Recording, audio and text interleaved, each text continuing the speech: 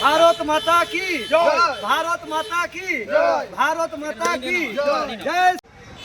আজকে মনোনয়ন জমা দিতে যাচ্ছেন, প্রতিপক্ষ নিয়ে কোনো চিন্তাই নেই। প্রতিপক্ষ তো ধরুন নামে নন্দ সাহা, পুণ্ডরীকাক্ষ সাহা মাননীয় বিধায়ক দাঁড়িয়েছেন নামে, আসলে তো দাঁড়িয়েছেন বিমান কৃষ্ণ সাহা মাননীয় পৌরপতি, উনি দাঁড়িয়েছেন।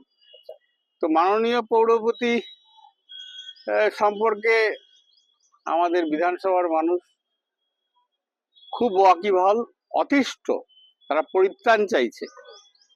তো সেখান থেকে জয় নিয়ে ভাবছি না, মার্জিনটা কি হবে এটা নিয়ে বিতর্ক থাকতে পারে। এতদিন প্রচারে বেরিয়েছিলেন, মানুষের পালস কি বুঝছেন? দেখুন, প্রার্থীরা হাত জোর করেন, মানুষেরাও তার হাত জোর করে সৌজন্য দেখান, কিন্তু অন্তর থেকে যে হাসিটা বেরিয়ে আসে তার থেকে বোঝা যায় যে মানুষ কি চাইছেন।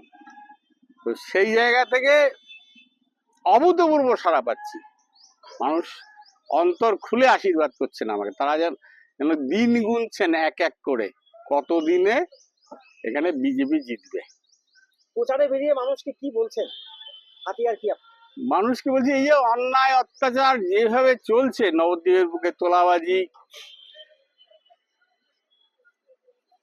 তো এবং তার সঙ্গে সঙ্গে আধ্যাত্মিক, সামাজিক, অর্থনৈতিক সমস্ত দিক থেকে আমাদের ভারতবর্ষ নয়, পশ্চিমবঙ্গ তথা নবদ্বীপ পিছিয়ে পড়ছে।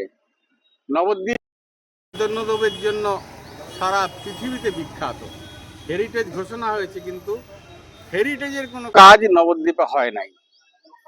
শুধুমাত্র কিছু প্রতিশ্রুতি দিয়ে ভোটের আগে ভোটটা নেওয়া হয়। এবারও নন্দ সাহাকে সামনে রেখে আসলে বিমান কৃষ্ণ সাহা লুটপাট চালাবেন, এই জন্য